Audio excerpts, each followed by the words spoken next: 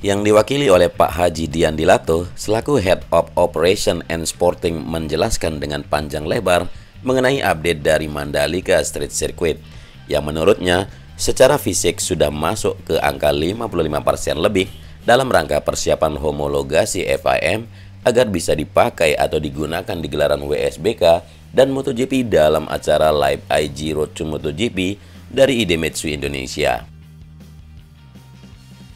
Mengenai penjelasan selengkapnya bisa sobat sekalian dengarkan via podcast yang mana akan kita dengarkan bersama-sama dalam video ini. Lalu bagaimana progres homologasinya sampai hari ini? Jadi bila bicara homologasi, bukunya segini menunjukkan buku yang tebal dan itu listnya sangat banyak. Bukan hanya straight, avex, run-off, tire barrier, concrete wall, race control, banyak sekali. Apapun bisa saya jawab, namun pelaksanaannya ini yang harus kita kawal. Begitu kata Pak Haji Dian. Ada sedikit bocoran setelah back-to-back Qatar MotoGP 1 and 2, mereka atau Dorna akan visit untuk melihat langsung. Selama ini informasinya melalui vlog drone katanya. Nah, mereka nggak percaya. Kenapa seeing is believing? Dorna dan FIM akan hadir ke Lombok Mandalika untuk melakukan free track inspection. Jadi untuk bisa lolos dalam homologasi di Juni 2021, mereka harus melakukan yang dinamakan sebagai free track inspection. Dalam acara tersebut juga Pak Haji Dian menjelaskan mengenai konsep street circuit ini sendiri, di mana ini merupakan konsep pertama di dunia. Menurut beliau sangat berbeda antara konsep street circuit dan circuit street. Untuk circuit street kita bisa melihat contohnya seperti Island of Man, Macau GP, dan lain-lain. Lalu di mana ini adalah jalanan dibuat sirkuit yang pastinya minim unsur safety. Sementara street circuit di Mandalika pembuatannya menggunakan desain sirkuit yang tentunya lengkap dan berbagai perangkat safety yang menjadi kebutuhan homologasi seperti run-off dan gravel bed tentunya. Namun ketika tidak ada balapan, maka sirkuit ini akan dijadikan jalanan dan kita semua rakyat Indonesia bisa mencoba ngerasain sirkuit ini saat tidak ada balapan dengan gratis. Namun tidak boleh ngebut, begitu kata Pak Haji Dian. Yang jadi pertanyaan lanjutan adalah bagaimana jika ada tim Indonesia mau latihan di sana buat persiapan atau hal lain? Jawabannya adalah jika memang dibutuhkan maka bisa dilakukan sterilisasi jalanan dan mengubahnya menjadi sirkuit kembali seperti misalnya Pak Haji menyebutkan akan ada acara track day di sirkuit Mandalika. Jadi beginilah kelengkapan dari wawancara Pak Haji Dian Dilato bersama Mas Taufik dari TMC Blog. Kebetulan sekali saya harus dalam tanda kutip nih mengawal karena ini juga tugas negara dari IMI. Kebetulan saya juga di bidang hubungan internasional sekarang. Kalau sebelumnya saya di bidang safety udah 4 kali pengurus pusat di PT ini.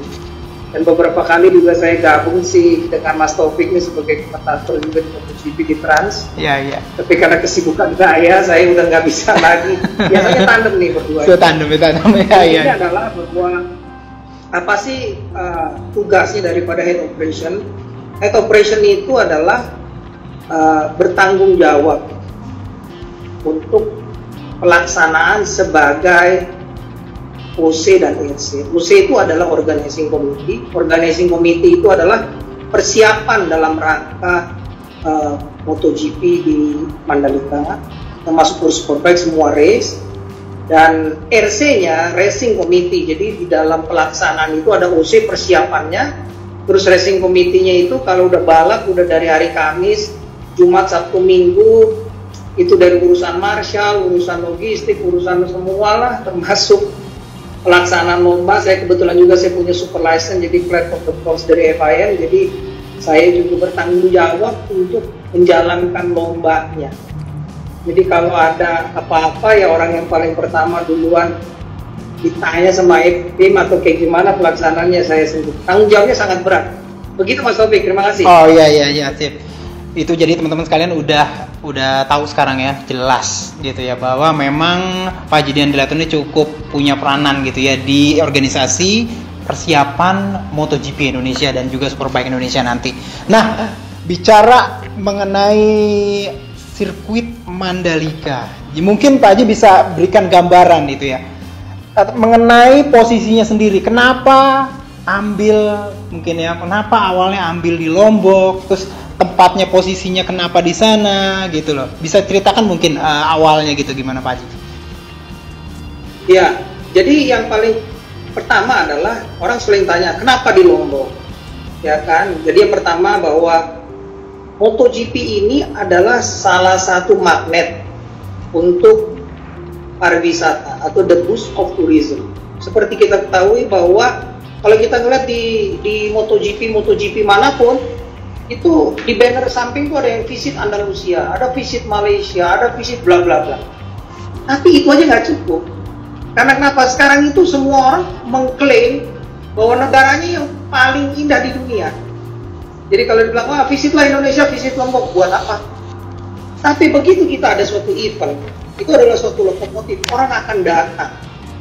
Ya, kenapa kita pengen menjadi suatu Asian Games yang sudah 40 tahun yang lalu, padahal 4 tahun sekali, karena itu adalah salah satu begitu ada namanya sports statement atau ada event, orang pasti datang, nggak usah dibilang itu bagus atau enggak. Nah, sama juga dengan World Cup, ya kan, orang berbondong-bondong negara itu, apalagi kayak Olimpiade sekarang 2021, 20 tahun kemudian hostnya sudah ada. Jadi kenapa di Lombok? Karena seperti kita ketahui bahwa Bali itu turismenya udah jalan. Kita harus membuat suatu destinasi baru, dan ini adalah kebijaksanaan dari pemerintah bahwa ada 4 destinasi unggulan. Destinasi unggulan salah satunya yang pertama adalah Mandalika, yang pantainya sangat bagus sekali, ada klip, ada pasir putih. Yang kedua adalah Labuan Bajo, yang ketiga adalah Danau Toba, yang keempat adalah Likupang di Malang.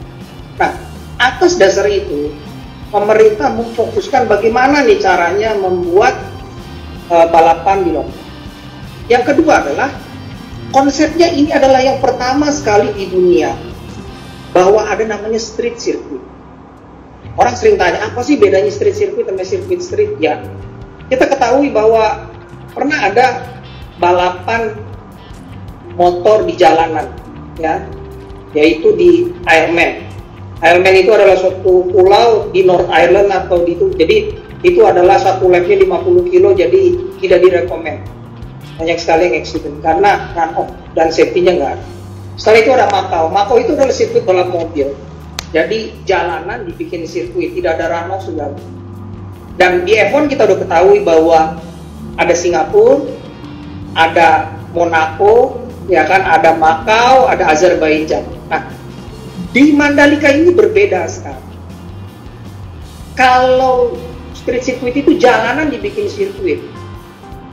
Ya, jalanan biasa umum gitu dibikin sirkuit yang pastinya tidak ada unsur safety-nya. Kalau untuk balap mobil yang sah-sah saja karena dia roda 4 ya dan lebih banyak. Tapi kalau balap motor tidak ada suatu kejuaraan dunia yang di-accepting atau di-homologated by FIM. FIM itu adalah regulator, sedangkan promotornya itu adalah DOR.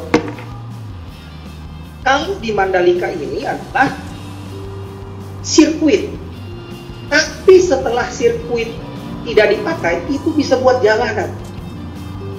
Nah, jadi ini berbeda, bukan berbeda nih. Berbeda apa artinya? Run-off areanya itu sangat jauh, ya. Jadi untuk motor dari gravel bed-nya, dari tire barriers-nya, dari concrete wall-nya, wah itu semua mengikuti benar-benar sirkuit. Tapi setelah itu, kalau sirkuit yang lain orang nggak bisa masuk. Nggak boleh, di sirkuit dimanapun kalau lagi nggak balap nggak boleh masuk, ya kan? Bahkan ada sirkuit pun yang kadang kita mau jalan kaki aja mesti bayar atau naik sepeda atau segala macam bayar. Kalau ini enggak, begitu nggak ada balap, misalnya Mas Taufik atau teman-teman, oh saya mau ke Mandalika pengen ngerasain sirkuit di sana, boleh, gratis, tapi nggak ngebut. Kalau nggak balap karena ada sedikit obstacle kayak polisi tidur di bawah. Jadi mau naik ngegoes bisa, mau jalan kaki bisa. Jadi nanti konsepnya ada triathlon, jadi bagaimana berenang, ada main sepeda, ada balap lari di dalam sirkuit itu. Konsepnya adalah bagaimana mengundang pariwisata. Magnetnya adalah MotoGP. Magnetnya nanti ada letap itu Le Etape, jadi yang Tour de France etape pertamanya di sana. Nanti bisa ada triathlon, nanti bisa ada katakanlah touring car, ada World Superbike. Jadi tahun kedua, tahun ketiga ini akan sekali banyak event internasional. Jadi kembali lagi bahwa konsepnya adalah bukan membuat sirkuit. Konsepnya adalah tourism atau pariwisata. Terima kasih, Mas. Ya, menarik banget. Teman-teman sekalian tadi udah dengerin, mungkin ada beberapa kata-kata, mungkin ada beberapa istilah yang kayak misalkan run off gitu ya. Saya jelaskan tadi, run off itu kayak yang area lebihan dari sirkuit, tempat safety kalau misalkan dia kebablasan, kayak gitu loh teman-teman sekalian. Dan beberapa gravel seperti yang biasa kita lihat di sirkuit-sirkuit internasional kayak misalkan di Qatar ataupun di Sepang. Nah, Pak Haji Dian tuh ada juga pertanyaan beberapa teman-teman gitu ya. Kalau misalkan tadi kan Pak Haji Dian sudah menjelaskan bahwa di luar acara balap itu sirkuit ini bisa dipakai sebagai tourism dan bisa dipakai jalanan biasa, misal kita bisa pakai sepeda atau segala macam. Nah, pertanyaannya, jika sirkuit ini itu ya kita sudut pandangnya untuk latihan, kayak misalkan ada tim Indonesia ingin memperbanyak kilometer pada latihan di sini, itu bagaimana kira-kira ke depan bayangannya Pak Haji Dian? Iya, jadi karena ini adalah konsepnya jalanan, kalau mau latihan berarti mesti close track. Close track itu nanti kita akan ada agenda namanya track days. Jadi memang tidak bisa seperti sirkuit yang seperti biasa anytime dia mau latihan bisa jalan, enggak. Jadi saya rasa itu konsepnya sama lah. Kalau kita juga ke Sepang atau ke sirkuit mana, ujuk-ujuk bawa motor, bawa mobil, saya mau latihan, nggak bisa. Dia ada websitenya, kapan yang kosong, dia booking apakah 1 jam atau setengah jam, 1 jam atau setengah hari atau 1 hari. Kita juga konsepnya seperti itu akan terbuka. Tapi sekali lagi bahwa kita adalah destinasinya memang destinasi wisata. Oh gitu ya. Jadi teman-teman sekalian sudah semakin jelas kira-kira konsep dan seperti apa sirkuit Mandalika, Street Circuit Mandalika ini. Nah, sekarang kita lebih ke hal-hal detail lagi mengenai sirkuit Mandalika. Mungkin Pak Haji sudah tahu seperti apa mock-up-nya. Nah, karakteristik sendiri ya, karakteristik dari sirkuitnya sendiri. Tantangan apa gitu. Jadi kayak misalkan tikungannya itu jenisnya kayak apa gitu yang dihadirkan di pendesainan dari sirkuitnya ini sendiri. Iya, kalau teman-teman udah ngeliat bisa ngeklik di Google atau ngeliat di YouTube juga bahwa desain di sirkuit ini adalah flowing and fast. Artinya flowing dan fast, panjangnya ini 4.301 meter dengan ada 17 corner, 11 ke kanan, 7 kiri, 6 ke kiri. Kalau dilihat hanya ada 3 titik pengereman. Turn nomor 1 ya kebetulan sekali, maaf nih Mas Taufik juga nggak share screen atau kayak gimana, apa nanti. Jadi hanya turn nomor 1, turn nomor 10 sama turn nomor 16. Selebihnya karena saya juga balap itu hanya engine brake. Jadi kalau orang ngelihat itu waktu itu ada desain pertama, ada Alex Marquez datang Mark Marquez sama Alex Marquez juga waktu itu dia belum satu tim karena atas nama salah satu ambasador meet and greet dari Honda. Begitu dikasih lihat, wah ini flowing sekali. Apa artinya flowing? Artinya flowing itu sirkuit nggak ada yang patah-patah. Ya, kalau kita melihat bedanya sirkuit mobil sama sirkuit motor, kalau mobil itu kurang suka yang flowing. Dia suka yang patah-patah. Contohnya kalau kita ngelihat Qatar itu adalah sirkuit flowing. Bahrain itu adalah sirkuit F1. Kenapa? Dia sudutnya tight. Karena ada aerodinamis, dia hard braking. Motor itu nggak suka seperti itu. Jadi kalau kita ngelihat ada namanya Sachsenring, ada namanya Portimao, ada namanya Mugello. Orang-orang mobil tuh kurang suka gitu loh. Karena dia memang lebih suka patah, peng gitu loh. Kalau motor tuh enggak, dia flowing, rolling. Nah, di sini kita melihat bahwa ada suatu more entertainment, lebih banyak hiburan. Karena kenapa? Masuk cornernya itu bisa 3 atau 4, apalagi Moto3 dan Moto, apalagi ada Asia Talent di sana. Artinya 3 atau 4, satu corner itu bisa 4 motor sekaligus. Lebarnya kita ini 16 meter. 16 meter. run off areanya kiri kanan 12 meter. Jadi bercandanya satu hari itu kita bisa 3 kali balapan. Balapan di tengah, balapan samping kanan, balapan samping kiri gitu loh. Jadi pertanyaannya Mas Prof itu ada bagusnya juga tuh kalau ditanya, wah kalau ada mau latihan ya mungkin bisa gitu. Kalau track tengahnya buat jalanan, track dalamnya run off areanya atau service road itu bisa dibuat balap, tapi pasti bukan untuk superbike atau ya kalau kelas-kelas bebek atau sport 150, 250 bisa. Jadi sekali lagi kesimpulannya, kita desain, termasuk ya salah satu saya juga ada di sana, bahwa sirkuit ini more entertaining.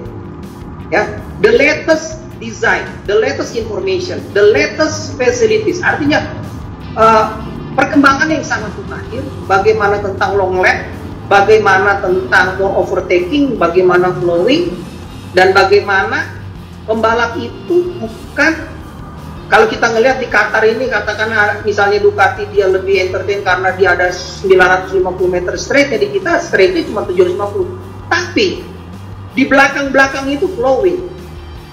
Jadi mudah-mudahan teman-teman bisa dalam tanda kutip tercerahkan atau mendapatkan enlightenment bahwa ini adalah sirkuit yang termodern, paling akhir dibuat, desainnya itu yang pertama kali di dunia sirkuit street, pertama kali di dunia pinggir pantai, beda sekali dengan Phillip Island.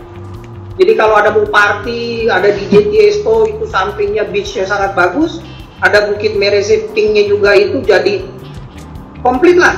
Makanya Dorna itu satu-satunya sirkuit yang di dunia yang belum jadi, tapi udah langsung dikasih kontrak pertama 5 tahun. Setelah itu langsung 10 tahun. Saya udah lama juga di FIM, nggak ada tuh. Negara di dunia terakhir itu namanya Buriram, 3 tahun itu Asia Road Racing Championship dulu 2 tahun, 3 tahun, ada World Superbike 2 tahun, baru dikasih MotoGP. Nah, persoalan itu kita mesti jaga nih bagaimana. Jadi memang ini ada sedikit bocoran bahwa ada back to back, jadi Qatar MotoGP 1, MotoGP 2, setelah itu dia akan lihat ini jadi nggak nih sirkuit. Sekarang ini kan orang versinya ngelihat dari drone, katanya, nah dia nggak mau, dia nggak percaya. Why? Because seeing is believing. Begitu dia lihat dia percaya, ini jadi apa? Terima kasih Mas. Ya, sip. Jadi teman-teman sekalian juga udah dengerin bahwa ternyata Street Circuit Mandalika ini memang didesain dengan konsep awal bahwa ini akan jadi jadi sirkuit paling modern. Terus habis itu kalau yang saya bisa tangkap dari Pak Haji Dian Delato adalah dia tuh kayak yang menyimpan semua keinginan. Sebenarnya kalau pembalap motor tuh pengennya apa sih? Pengennya rolling speed, nggak mau nurunin RPM dengan kayak terlalu turun ke bawah. Terus habis itu tidak stop and go. Jadi menghadirkan banyak corner speed, dan ini tuh akan membuat apa yang dinamakan dengan close racing atau balapan yang dekat. Dan memang balapan yang dekat atau close racing ini bisa memberikan tontonan yang memang menarik. Dan ini memang sebenarnya cross racing ini nggak hanya di MotoGP, di Superbike dan juga di F1 tuh benar-benar sangat ingin dihadirkan oleh masing-masing promotornya. Nah, Pak Haji, mungkin secara umum kan dalam pendesainan sirkuit ini itu kan ada kayak simulasi. Nah, mungkin ada nggak ya bocoran, mungkin yang Pak Haji udah tahu gitu ya, top speed dari simulasi, kalau ada nih ya, top speed yang dihasilkan misalkan sebelum turn 1 di speed trap-nya kira-kira berapa nih Pak Haji? Kalau untuk MotoGP lah. Kalau untuk MotoGP itu top speednya di 330-an. Oh. Memang nggak sampai 350 atau 360. Tapi di sirkuit mau turn 10-nya itu bisa masuk di 350. Oh. Karena itu flowing sekali. Ya. Jadi kita jadi kalau simulasi itu kita kan sekarang bisa ya masukin track, ada namanya simulasi kayak ada PlayStation yang terbaru, dia bisa kerja sendiri. Itu kalau Mas Taufik lihat ada di IG saya atau FB saya itu udah ada simulasinya bahwa bagaimana turn 1 dari gigi 6 340-an, engine brake 3, terus masuk 2, terus naik turn 2-nya pakai 3, turn 3 4 itu pakai 3, itu flowing terus. Ya, jadi memang ya kalau Mas Taufik lihat ini hampir sama, cuman nggak up and down ya, hampir sama kayak Portimao yang terakhir atau kayak ujian. Ya. Begitu Mas. Ya, mungkin kalau minus dari perbedaan elevasi mungkin ya. Kalau di sini mungkin sama apa gimana Pak Haji mengenai masalah ketinggian dari treknya sendiri? sama terus atau ada perubahan ketinggian? Sama. Jadi memang ini ada bukan sedikit unik, sedikit obstacle. Saya nggak bilang handicap, bukan hambatan ya, bahwa tanahnya ini di sini ada 3 jenis tanah yang berbeda. Kalau kita bicara dari segi geologis atau dari segi geodesinya, bahwa kita punya kesulitan gitu loh. Jadi bagaimana bikin drainase, bagaimana karena soilnya ini berbeda. Jadi memang kita flat, tidak ada up and down. Tapi saya pikir ini ada suatu tantangan buat rider, bahwa tantangan terbesar itu bukan dari elevasinya, ya. Tantangan terbesar itu ada wind atau anginnya, karena itu benar-benar di pinggir pantai. Nah, sudah mendengar informasi tambahan dari Pak Haji Dian Delato dari sirkuitnya ini yang berjenis flowing. Kira-kira nih Pak Haji, ya, perkiraan dilihat dari platform mesinnya V4 inline 4, kira-kira ini tuh pasnya ke jenis apa nih dari motor, dari sirkuit ini? Jadi kalau bicara teknis nih Mas ya. Ya. Di MotoGP itu ada namanya IRTA, ada namanya MSMA. Saya ingin sedikit juga memberi penjelasan kepada teman-teman yang lain gitu, yang kadang-kadang belum mengerti gitu, bahwa IRTA itu namanya Individual Rider Team Association, persatuan dari rider-rider dari MotoGP. MSMA itu singkatannya adalah dari Manufacturer Sport Association. Engine itu di dalam MotoGP, apakah itu Ducati, apakah Suzuki, apakah Yamaha, Aprilia, itu speknya itu sama. Speknya sama. Boring, stroke, lap, semua materialnya bebas. Di dyno juga bebas. Orang tuh sering tanya, kenapa sih Ducati boleh lebih kencang? Bukan Ducatinya yang kencang, tapi engineeringnya yang memapping daripada injectionnya, bagaimana membuat aerodinamiknya, bagaimana membuat frame-nya, itu yang membuat satu akselerasi atau torsinya atau power weight to ratio-nya yang lebih dari yang lain. Sekarang pertanyaannya, kalau kita ngelihat membahas kayak kemarin, banyak orang tanya, wah Ducati ini curang nih, jualnya udah duluan tapi bisa disusul sama Bagnaia sama Zarco. Anda lihat, bukan Suzuki-nya yang pelan, tapi terakhir di last corner dia overshoot sehingga dia sedikit tutup gas atau dia melebar. Sedangkan Ducati dia out to in.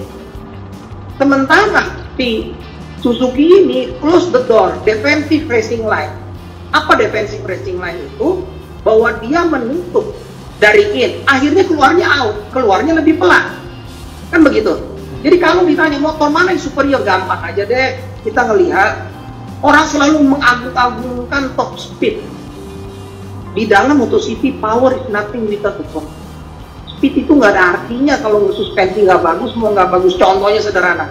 Kemarin di dalam MotoGP itu, Anda ngelihat, namanya Joan Mir itu dari posisi ke-11, naik 10. Kalau dibilang, wah Suzuki top speednya cuma 350, ini 365. Bedanya sampai 14 detik. Mestinya Ducati kabur. Tapi ternyata enggak tuh. Bisa disusun. Rider enggak tuh. Ridernya kalau di dalam MotoGP tuh beti semua, beda-beda tipis. Jadi kembali lagi, motor mana yang paling sesuai? Motor yang disiapkan oleh teknisinya, yang bisa diberikan informasi kepada rider. Jadi kalau ridernya bisa memberikan informasi bagaimana mapping dari injectionnya, bagaimana setting setup suspensinya, dia yang siap. Makanya di dalam setiap balap itu selalu berubah. Jadi kalau kemarin misalnya kalau di Qatar Viñales menang, Bagnaia di default, motornya sama settingannya, oh enggak, beda. Jadi beda hari, beda cuaca, beda tegangan angin, beda moodnya, itu beda kan. Di situ gunanya engineering, di situ enaknya balap. Jadi nggak ada sesuatu yang bisa unpredictable. Orang boleh-boleh aja. Jadi saya sedikit memberikan pencerahan kepada orang-orang. Kalau Ducati terlalu dominan, orang sini bilang, lu aja yang balap sendirian. Suzuki, Yamaha, yang lain gua nggak mau balap. Kenapa lu lebih kencang? Nggak gitu. Engine-nya sama. Contoh paling gampang. Di Moto2. Tahun sebelumnya itu adalah namanya single supplier dari Honda CBR 600. Sekarang terakhir. Engine itu sama. Pertanyaannya, kenapa ada yang depan kabur, kenapa enggak? Sama kayak di F1 juga, Ferrari dengan Ferrari-nya sama. Karena dari desain aerodinamisnya, dari input dari ridersnya atau driversnya. Nah, makin banyak dana untuk development, nah di situ timnya unggul. Jadi sekali lagi saya memberi suatu masukan kepada Mas Taufik atau kepada yang lain bahwa motor apa yang paling dominan? Tidak ada motor yang dominan. Yang ada adalah bagaimana setup preparation earlier. Makasih Mas. Oke, jadi teman-teman sekalian, pencerahan lagi nih dari Pak Jidian Dilatun. Sebenarnya masalah siapa yang bakalan bagus di sirkuit Mandalika ini memang bergantung pada akhirnya itu setup dari motornya itu sendiri. Baik itu inline 4 maupun V4 pada dasarnya memiliki potensi yang sama-sama besar untuk bisa sukses di sirkuit ini. Terima kasih Pak Jidian Dilatun. Pencerahannya itu menarik banget gitu ya. Nah, banyak yang pengen banget nonton di sana. Fasilitasnya nih gimana Pak Haji? Kayak misalkan mereka mau touring dari Jawa gitu ya, terus sampai sana kan pengennya mungkin agak sedikit menyatu dengan alam. Apakah ada camping groundnya? Apakah siap yang berdekatan dengan sirkuit itu kayak misalkan hotel-hotel? Nah itu kayak gimana Pak Haji dan Dokter? Iya, jadi kita memang sekarang lagi tahap develop infrastructure, mendevelop ya. Jadi kalau ditanya bisa nggak ke sana? Oh sekarang udah bisa. Kalau sebelumnya harus dari Gilimanuk ke Bali sana enggak. Sekarang dari Banyuwangi langsung ke Lombok sudah ada ASDP, ferinya, angkutan sungai dan perairan. Dari Surabaya juga, tapi memang tidak daily. Itu yang pertama. Jadi bagaimana connection untuk ke sana itu udah pasti bisa. Yang kedua, camping ground itu disediakan. Dekat trek ada, dekat sana ada, jadi itu nggak usah khawatir. Selanjutnya ada yang namanya homestay. Homestay itu dengan perumahan rakyat, bekerja sama dengan PUPR, diberikan suatu kredit, loan, itu juga ada. Jadi kalau kita kembali lagi, contoh paling sederhana adalah Buriram. Buriram itu kalau naik mobil dari Bangkok itu 6 jam. Nggak ada hotel hebat. Ya. Dan pengunjung terbanyak spectators paling banyak di dunia itu adalah Buriram. Tembus 220.000. Pertanyaannya sederhana, 220.000 di mana itu tinggal hotelnya nggak cukup. Tapi orang datang ke sana antusias. Nah itu dia. Jadi ada suatu homestay dan itu kita sudah pikirkan. Kita bekerja sama dengan pemerintahan Lombok dan kita bekerja sama dengan PUPR.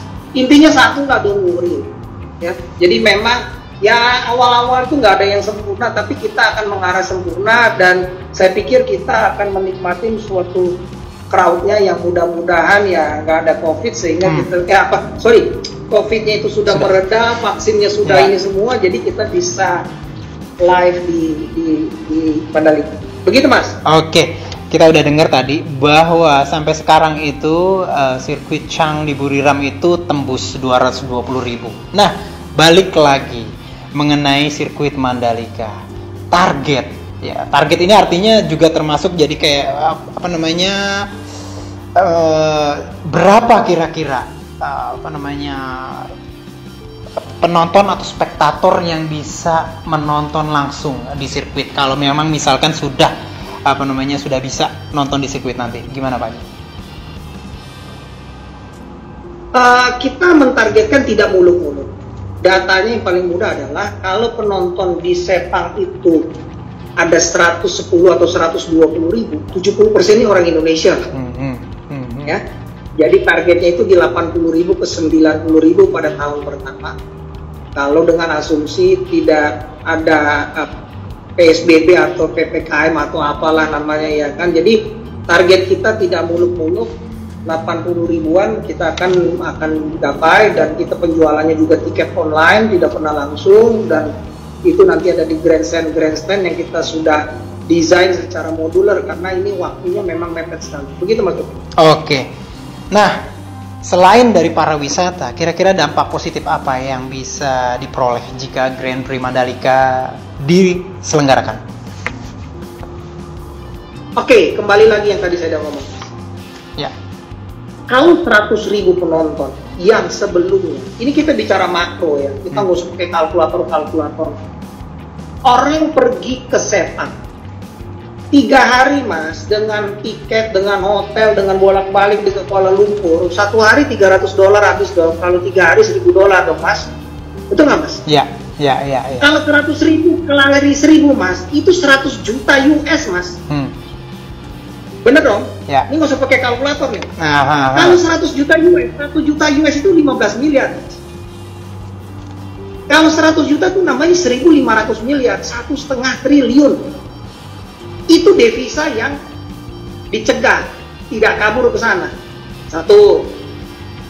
Yang kedua ada namanya UMKM atau souvenir. Kita kembali lagi mas. Souvenir kalau kita bikin, kalau ngelihat jualan kaos, rossi, apa semua segala itu di Sepang, itu penjualan itu di atas 100.000 item, 100.000. Jadi satu orang itu kagak ada, misalnya sekarang saya mau ke Sepang beli oleh-oleh 1 kaos, nggak ada mas. 2, 3 ya kan, ada temen lah, ada keluarga, ada pacar, ada istri, segala bla bla. Berapa? Jadi kita sudah hitung survei dari Deloitte, itu multiplier effect-nya sangat-sangat luar biasa. Jadi kita sudah memberi suatu pandangan, contoh paling gampang. Orang bilang, wah kita mengadakan Asian Games triliunan, ini kita nggak pakai APBN loh mas. Nggak pakai APBD loh. Kita betul-betul murni dari ITDC, itu holding kita, Indonesian Tourism, ada suatu kerjasama atau credit loss dengan Himbara, bahwa mereka melihat mas potensinya. Jadi kita nggak punya uang karena dilihat potensinya bagus, ya itu kan orang bank-bank kan nggak usah ngajarin ikan berenang, dia tahu mas kalau dia kasih kredit jalan tol baru pulang 30 tahun, wah kayaknya MotoGP gokil, dia 5 tahun aja udah bisa balik modal. Jadi akhirnya digelontorkan lah kredit. Jadi intinya adalah multiplier effect, brandingnya itu sangat luar biasa kalau langsung. Ditambah kalau dengan live TV, dengan Facebook subscribernya, dengan sekarang, wah itu youtuber sekarang yang udah dalam tanda kutip ambil drone yang dia sebelumnya from zero to hero nggak tahu apa-apa, wah sekarang udah sangat luar biasa mas gara-gara proyek itu. Jadi nanti tempat hotelnya yang homestay-nya semua, jadi kalau dengan studi mas itu di atas 15 miliar dolar, itu tidak lebih dari 3 tahun, yang sebelumnya orang mungkin tidak akan datang ke sana apalagi ada tsunami. Jadi yang kita harapkan adalah kebangkitan perekonomian Lombok dan Indonesia pada umumnya. Begitu mas. Ya, jadi jawabannya memang jelas banget. Angka keekonomian itu memang luar biasa, teman-teman sekalian. Pak Jidan itu udah bocorin tadi ya, angkanya memang luar biasa besar. Nah, sekarang kita langsung masuk ke pertanyaan berat sekalian di kolom komentar. Ada pertanyaan dari Hernani24 nih ya. Pertanyaannya gini nih. Pak Jidandato, apakah Mandalika Circuit kedepannya bisa dihomologasi untuk Formula 1? Menarik Pak Haji. Jadi gini, logikanya nih, maaf ya, kalau udah lolos MotoGP, kalau lolos ke F1 bisa, tapi lolos F1 belum tentu lolos MotoGP. Kenapa? Itu yang saya udah bilangin, kalau F1 itu kan dari segi run off, dari segi apa, jadi sirkuit jalanan aja bisa diomongin. Nah pertanyaannya, orang sering nanya, kira-kira bisa nggak F1? Nah kita harus tahu nih, bayar F1 itu kalau bayar Dorna itu katakanlah 10, bayar F1 itu bisa 20. Tapi masalahnya bukan itu, yang nonton banyak nggak F1. Sepang aja dilepas itu F1-nya. Kenapa? Nggak nguntungin dari penjualan, nggak nguntungin dari follower. Nah, di negara kita ini kan negara yang penjualan motor terbesar di dunia. Satu tahun itu, tahun 2020 aja itu udah sebelum COVID, angkanya di 6 juta setahun atau 500.000 sebulan. Kalau dihitung mundur ada 60 juta orang yang jualan. Nah, itu bercandanya begini mas, itu Gojek aja kalau ada MotoGP dia offline, gua nonton aja dulu. Pertanyaannya kalau ada F1 emang dia nggak mau nonton? Nggak nonton. F1 itu apa gitu loh. Karena apa? Karena hari-hari dia nggak naik motor. Jadi itu alasannya kan, ada orang tanya kenapa sih nggak F1? Kan begitu. Nah, jadi kita memang harus get real atau realize bahwa kita ini anak motor. Anak motor. Karena kenapa? Penjualan motor terbesar di dunia di Indonesia. Artinya MotoGP itu dari dulu memang udah menginginkan Indonesia menjadi host setelah 97-98 itu di sirkuit Sentul. Kenapa? Itu saya bilang, Mas, follower sosial media MotoGP terbesar di Indonesia, penjualan motor terbesar di Indonesia. Contoh sederhana, MotoGP nggak bakalan balap kalau penjualan motor Honda nggak terbesar di Indonesia. Ada One Heart atau Satu Hati di Mark Marquez. Ada Yamaha semakin di depan di tim Yamaha Racing. Ada nyalakan Nyalimu dengan Suzuki. Artinya apa? Kalau nggak ada duit penjualan terbesar dari Indonesia, yang habis itu dibawa ke Jepang nggak kirim ke Spanyol, nggak ada balap. Jadi potensi, kalau ditanya, bisa nggak tuh F1 datang? Bisa, tapi dari segi perekonomiannya, dari segi popularitasnya masih kalah dengan. Makasih, Mas. Iya, jadi teman-teman sekalian udah jelas tuh ya bahwa sebenarnya kalau udah MotoGP lolos dipastikan FIA homologation dan lolos. Cuma masalahnya adalah apakah masuk nilai keekonomiannya pada saat kita melakukan race Formula 1 di Mandalika itu. Itu yang masih jadi pertanyaan. Nah, pertanyaan selanjutnya nih Pak Haji. Dari Venetia Olga. Wah, ini cukup menarik pertanyaannya. Mengenai seberapa besar peran warga sekitar Mandalika dalam gelaran MotoGP nanti. Apakah mungkin kayak misalkan marshal-nya akan direkrut dari warga sekitarnya? Gitu Pak Haji. Wah, luar biasa ini pertanyaan. Itu tanggung jawab saya justru. Saya passion. Yang paling pertama itu orang selalu nanya gimana? Saya selalu bilang tanggung jawab saya. Quote-nya adalah atau tagline-nya from zero to hero. Dia dari yang nggak ngerti MotoGP, dari yang nggak bisa jadi marshal, dari yang nggak bisa jadi paramedis, dari yang nggak bisa ambulans, nggak bisa itu semua kita ajar. Pertanyaannya siapa yang ngajarin? Ya saya. Saya dari FIM, saya dari ini memang tanggung jawabnya bahwa cepat atau lambat harus ada regenerasi. Saya akan melahirkan orang-orang yang lombok dan tidak ada impor. Anda bayangkan kalau di Qatar itu dari marshal, dari semuanya itu nggak ada orang Qatar, karena di negaranya aja kaya, diimpor semua, ya kan? Kita enggak.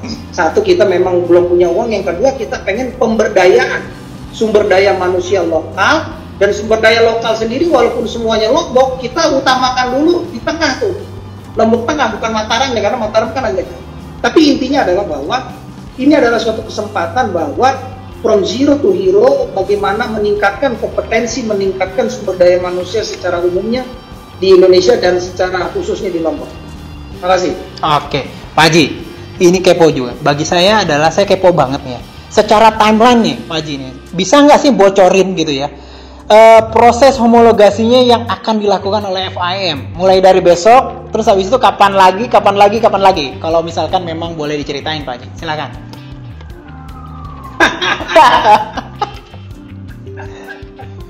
Ini pertanyaannya jebakan Batman. Gimana Pak Haji? Nggak apa-apa. Jadi begini Mas, kalau ngomongin homologasi, maaf nih, ini bukunya segini nih Mas. Checklistnya, ya. Jadi bukan hanya surface track-nya, bukan hanya apex-nya, bukan hanya run-off area-nya, bukan tire barriers-nya, bukan hanya concrete wall-nya, bukan hanya debris fence-nya, bukan hanya ambulans-nya, bukan medical center, pit, pedok, race control. That's so many. Yang kalau saya jelasin di sini Pak, saya bisa bikin kuliah bisa 60 SKS Pak. Pertanyaannya, you tanya apapun sama saya, satupun maaf ya, saya bisa jawab. Tapi pelaksanaannya tidak semudah itu, makanya kita kawal. Jadi Anda bisa bayangkan, maaf nih, kalau saya sebagainya di ini atau FIM, saya ditugaskan jadi steward di sana, saya datang udah sederhananya. Saya checklist, wah run-off-nya kurang, ini begini-begini, nggak beres, kasih raportnya merah, saya pulang. Kalau ini enggak Mas, nggak beres raport, ya lu pikirin supaya gimana beres, kan mampus kalau nggak beres. Jadi ini adalah pertaruhan, tapi saya yakin dengan niat baik ketemu orang yang baik, hasilnya insya Allah baik.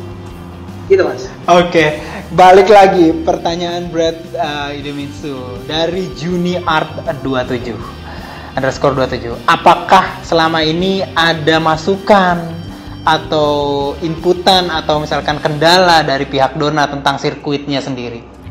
Silakan Pak Haji, mungkin bisa dijelaskan. Oke, jadi sementara ini adalah bahwa konsultannya itu dalam tanda kutip rekanannya itu adalah dari FAM juga. Saya juga ada di sana. Jadi kita selalu menjalin suatu komunikasi yang intens. Intinya ini investasi bukan 10 atau 100 miliar. Jadi untuk tracknya aja beda nih, bukan sirkuit ya. Untuk tracknya aja udah 950 miliar hampir 1 triliun. Pit pedok bla bla bla. Jadi semua ini kan mega structure. Bahwa saya dalam tanda kutip digandeng di sana, bahwa bocorannya kalau nggak lolos ya saya orang yang ngerti tentang bagaimana homologasi hubungan dengan PIP, ya saya yang paling pertama digorok Mas. Kan begitu kira-kira. Jadi kalau ditanya ini adalah pertaruhan, tapi buat saya ini adalah now or never, sekarang atau nggak sama sekali. Dan saya udah niat bahwa ini adalah suatu pertaruhan nama baik, legacy, warisan. Jadi kalau saya selalu ngomong kepada orang, sebaik-baiknya manusia bermanfaat untuk umat. Jadi kalaupun saya udah nggak lagi di dunia, orang saya cuma bilang, ini gue kasih warisan. Gue mengawal dari nol, bagaimana ini bisa lolos, bagaimana bisa running, dan kita asli putra Indonesia atau lagi putra daerah. Jadi sekali lagi, nggak ada yang nggak mungkin selama kita kerja keras, kerja cerdas, kerja ikhlas, supaya kita minta mohon doa bahwa ini adalah kebanggaan. Ini berat. Jadi saya selalu mengquote ya kan, kalau saya selalu ngomong ya, kalau orang pesimis nih bisa nggak? Bisa, tapi susah mengeluh. Kalau saya nggak, ini susah tapi harus bisa dan akan bisa. Mudah-mudahan insya Allah. Terima kasih Mas. Oke, ya menarik banget jawaban dari. Nah, kita semua sudah mulai masuk ke sesi terakhir ya. Beberapa menit terakhir dari live dari Idemitsu ini, Road to MotoGP. Ada pertanyaan pamungkas nih ya, yang mungkin memang pasti udah banyak ditanyakan oleh semua orang. Superbike itu sudah confirm menuliskan tanggal 12 sampai 14 November akan race di Mandalika Street Circuit. Nah, pertanyaannya adalah kira-kira gini Pak Haji, sudah berapa persen kira-kira ini ya? Berapa persen pembangunan dan sirkuit, dan bagaimana persentase kemungkinan Indonesia menjadi tuan rumah MotoGP di Street Circuit Mandalika ini? Kalau pertanyaan pertama, kalau ditanya persentase mengenai struktur atau proyeknya, itu kita bisa bilang di atas 55 ke 60%. Pembangunan sirkuit finishing itu tidak, menurut saya ya kan, tidak terlalu susah. Yang susah itu adalah struktur.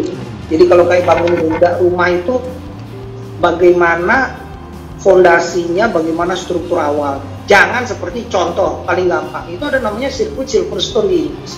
Itu udah duluan, strukturnya nggak bagus, ada hujan, banjir, akhirnya ditutup, tahun depannya lagi di baru, uangnya keluar banyak lah. Kita nggak gitu Mas. Strukturnya kita benerin dulu, dan karena kita belajar. Jadi bagaimana kemungkinannya MotoGP datang ke Indonesia dibandingkan Superbike.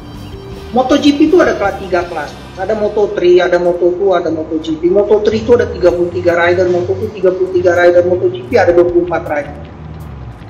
Skillnya itu kalau mau sampai 10, requirement itu 9. Superbike itu kan yang datang cuma 2. Super Sport 300 nggak masuk, karena kenapa? Masih pada bocah semua, mainnya cuma di Eropa. Hanya Super Sport 600, line up-nya nggak 33. Jadi kalau ditanya dari segi angka, requirement dari World Superbike itu 0 ke 10 mungkin 6 ke 7. Nah, harusnya itu saya udah bilang, kita belajar dari Buriram. Kalau Asia Racing Championship atau region aja kita udah bisa, kita melangkah lagi ke World Superbike. World Superbike udah bisa, sama kayak Malaysia juga Pak, MotoGP. Jadi kalau ada yang tanya, gimana kemungkinan MotoGP?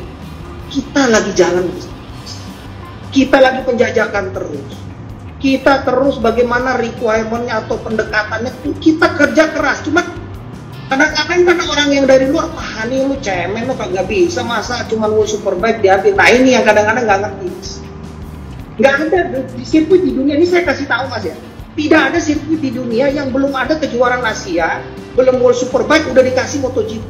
Reserve date. Hanya di Burirang. Dan hanya dengan orang-orang yang bisa meyakinkan. Salah satu cara meyakinkannya makanya kita undang nih. Mudah-mudahan jadi kita datang. Jadi kalau ditanya sekali lagi, kira-kira kemungkinannya gimana sih? Ya itu saya bilang, kita tetap jalan, ya kan? Kita perencanaannya bagus, eksekusinya bagus, tapi kan yang menilai nanti ya. Jadi saya nggak berandai-andai, intinya adalah sekali lagi, perencanaannya baik, pekerjaannya baik, ketemu dengan orang baik, manajemennya baik, insya Allah hasilnya.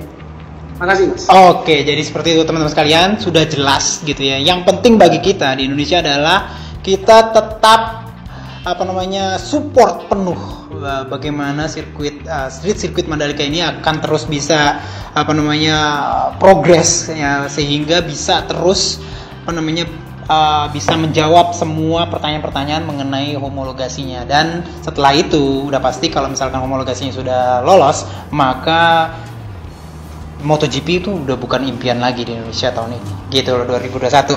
Oke, terima kasih banyak Pak Jidian Delato udah mau bergabung dan memberikan update terbaru dengan kami di Road to MotoGP Idemitsu Indonesia. Jadi untuk teman-teman sekalian, mungkin kita udah mulai siap-siap nih untuk jadi tuan rumah MotoGP di Mandalika. Mungkin mulai dari tahun ini, mudah-mudahan didoain aja, tunjukkan kepada dunia kalau Indonesia tuh mampu dan layak jadi tuan rumah yang baik. Itu aja. Untuk yang udah bergabung, jangan lupa langsung cek Instagram Idemitsu untuk ikutin kuisnya sekarang. Pak Jidian Delato, terima kasih banyak semuanya. Assalamualaikum warahmatullahi wabarakatuh. Dan sampai jumpa pekan depan. Kita akan masuk ke guestnya juga yang lebih menarik lagi.